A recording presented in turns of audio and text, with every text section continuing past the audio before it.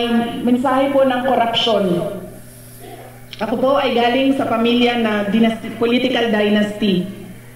Sa totoo lang po, nanalo po ako una dahil sa tatay ko, dahil sa apelyido namin. At wala pong makakapagsabi sa akin ngayon na hindi tama ang sinasabi ko dahil ako po ay example ng galing sa political dynasty. Ngayon pong darating na eleksyon, 2025, mamimili po tayo ng senador, mamimili po tayo ng mayors, ng vice mayors, ng mga congressman at mga konsehal natin. Meron po tayong dapat na 3 gawin para po magbago ang mukha ng ating pamahalaan at magbago ang mukha ng ating governance dito sa ating bayan. Una po ay yung paniningin natin bilang botante sa pangako ng mga politiko. Bawal po sa politiko ngayon ang mangako na kung ano ang gagawin niya sa susunod na taon. Pag ako nanalo, ganito ang gagawin ko. Pag ako nanalo, bibigyan ko kayo ng ganito. Huwag po tayong maniwala kaagad. Dapat po tingnan natin yung nangangampanya, yung kandidato. Noon bang nakaraang eleksyon, meron siyang mga pangako na ibigay ba niya? Yun po ang unang-unang tanong natin kapag tayo ay nakakarinig ng promises, pangako. Naibigay ba ng kandidato yung pangako niya noon? Kasi ibig sabihin, meron siyang kredibilidad na mangako pa para sa susunod. Pero kapag hindi niya naibigay yung kanyang pangako nung nakaraang eleksyon, ay dapat po pag-isipan ninyo ng mabuti kung ibibigay niyo ba yung boto ninyo sa kanya. Yan po ang una. Pangalawa, nagiging legal na po ang vote buying sa ating bayan. Tinatago po nila sa pangalang ayuda. Tinatago nila sa pangalang akap, AX, tupad ang kanilang pagbibili ng boto ng mga mamamayan. Magiging mas matindi pa ang ayuda na darating sa January, sa February, sa March, sa April, hanggang sa araw ng eleksyon. Dahil legal ang mamigay ng ayuda sa panahon ng election period. Dahil ipapa-exempt yan ng mga politiko. Sasabihin nila, ay naku, hindi pwedeng bawal ang pamimigay ng ayuda kasi kailangan yan ng mga tao. Ibibigay nila yan sa kanilang mga botante. Pero pag-isipan natin, tayong mga botante, bakit ko ba utang ito sa mga politiko? Pera ito ng bayan, hindi ito pera ng politiko. Kung binigay mo ito sa akin, ibig sabihin, karapat-dapat akong makatanggap at hindi ko ito utang sa iyo na politiko ka o kandidato ka. Ibig sabihin, ito ay serbisyo ng gobyerno na dumaan lang sa iyo. At hindi ito utang na loob ko sa iyo na nagbigay ng ayuda.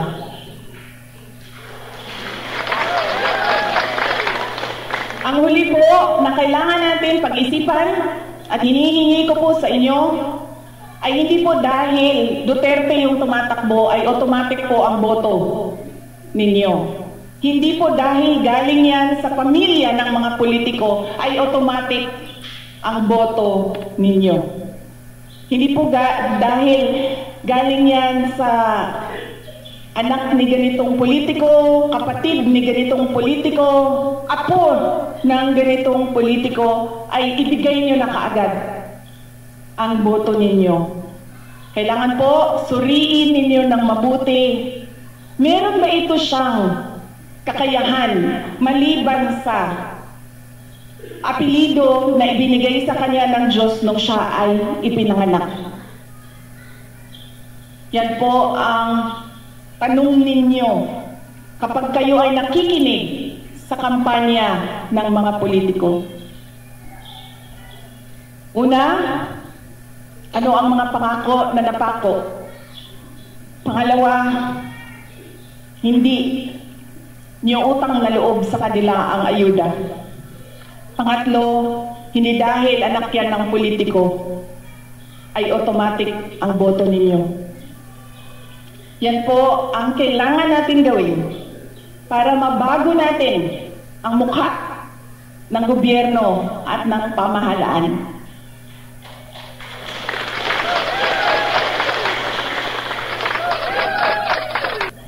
Bawal na po ang mga opya sa sample ballot dahil marami sa atin binibigyan lang ng sample ballot, kopya tayo ng kopya doon sa sample ballot. Gumawa po tayo ng sarili nating listahan base po sa pagsuri natin sa kandidato. Kailangan po, wala akong kakayahan na magsuri akong mag-isa. O di sige, kayong mga senior citizens na organisasyon, pag-usapan ninyo. Pag-usapan ninyo, sino ba ang karapat-dapat na umupo diyan sa pwesto. Sa tingin ko po, kung tayo po, ganyan po ang mindset, pag-iisip natin sa darating na eleksyon at mapabago natin ang mga tao at ang mapili natin ay yung mga karapat-dapat talaga na umupo diyan sa mga posisyon, ay meron tayong makikitang pagbabago sa ating bayan, sa tulong ninyong lahat. Ang huli ko pong mensahe ay mensahe sa Kapaskuhan. Marami po sa ating mga Katoliko na mga kapatid ay naghahanda na po sa panahon ng Pasko. Ang Pasko po ay panahon ng pagpapatawad, pagmamahalan at pagbibigay. Forgiving, giving, and loving. Lagi ko pong sinasabi na depende po yan sa tao. Pero dahil ako ay Vice President, kailangan ko sabihin sa inyo na yan po ang mensahe at diwa ng Pasko. Pero po ako, hindi po talaga ako magpapatawad.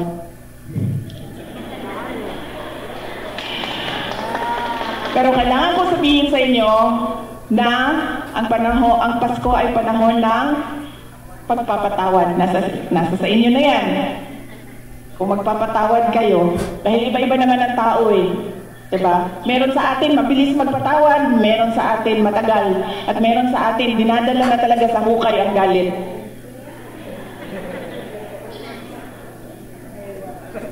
Pagbibigay at pagmamahal.